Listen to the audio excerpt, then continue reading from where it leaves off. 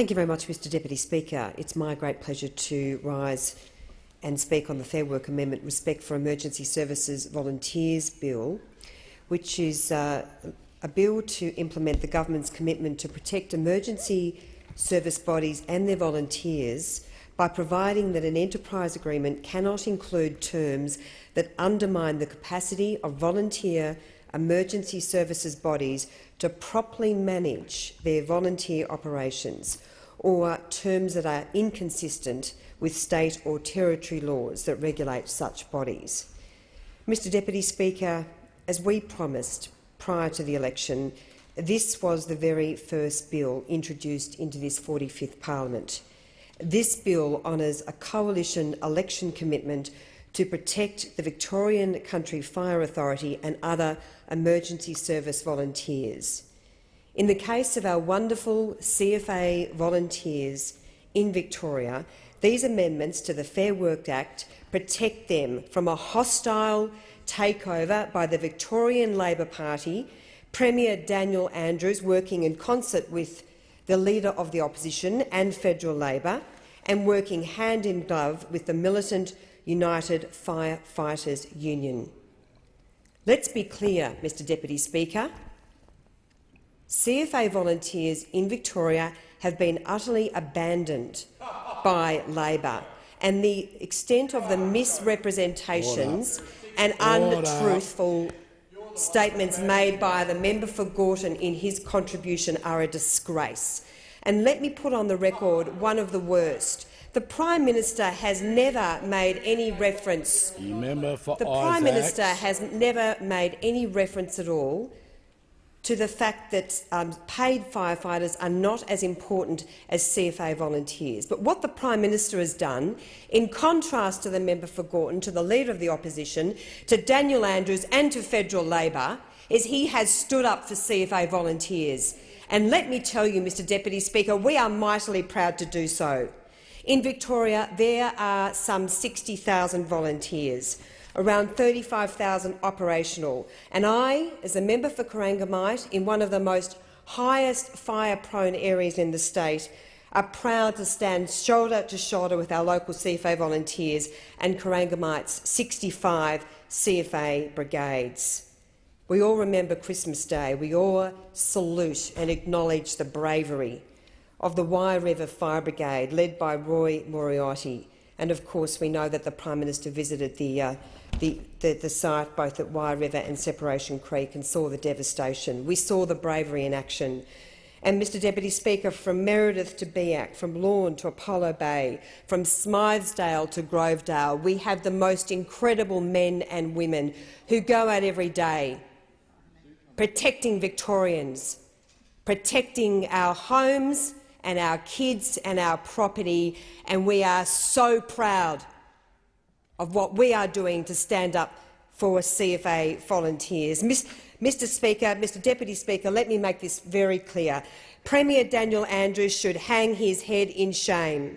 In contrast to his former Emergency Services Minister Jane Garrett, who had the strength and the good judgment to oppose some of the extreme provisions in the proposed EBA between the CFA and the UFU, Daniel Andrews has acquiesced to this militant union and has not been prepared to stand up for volunteer firefighters, and he has done it hand in glove with the Leader of the Opposition and with Federal Labor, including the member for Corio and, of course, the member for Gorton.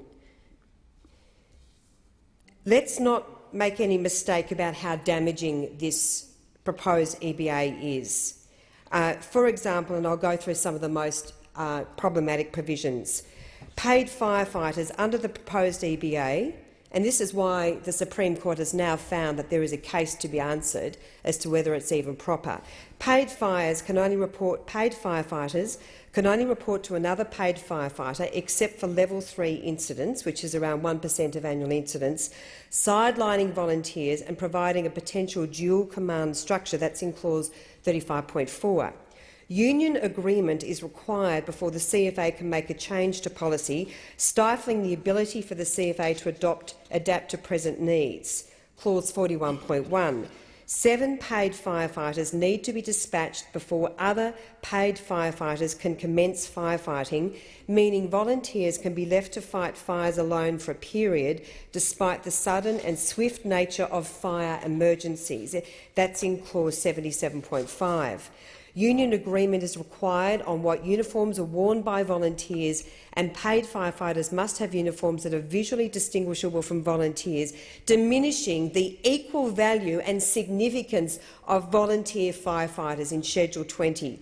And union agreement is required for workplace changes by the CFA, including matters that could impact on the use of volunteers, such as their terms and conditions of employment. This change effectively hands control over volunteer management to the UFU, and there's no surprise, Mr Deputy Speaker, that we've got 50 shades of veto, all the many, many ways in which the UFU can veto the operations of the CFA.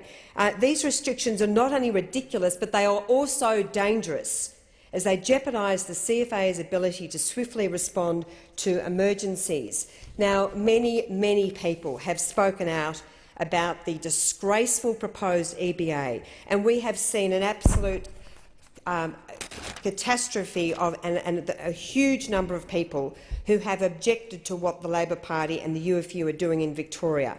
We know that the Victorian former Emergency Services Minister Jane Garrett has resigned, and she's now prosecuting a formal complaint of bullying against the UFU State Secretary Peter Marshall. The CFA Chief Executive and the Chief Fire Officer have also resigned in protest. A number of CFA volunteers have resigned. The CFA board, who staunchly opposed this EBA, was sacked by the Andrews government, none of which, of course, happened to be mentioned by the member for Gorton, and a new hand-picked board was appointed in an effort to force the CFA into submission. The former CFA Chief Executive Officer Lucinda Nolan said this agreement, the proposed EBA, was not going to make the organisation a better place. It is destructive and divisive. I could not stay and oversee the destruction of the CFA. I think this has the potential to negatively impact the organisation, community safety, our volunteers and our volunteer contribution. So, Mr Deputy Speaker, our bill very proudly will fix the sorts of skullduggery, the sideline deals and the attempts to undermine our wonderful volunteer workforce in the CFA. It will add to the definition of objectionable terms in Section 12 of the Fair Work Act to prohibit objectionable emergency management terms. I won't go through all the detail because I'm going to keep my comments fairly brief on this bill.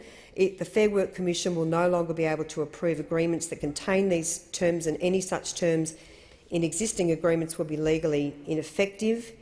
And it would also make sure that an enterprise agreement can no longer undermine the capacity of emergency services volunteer bodies to properly manage their operations.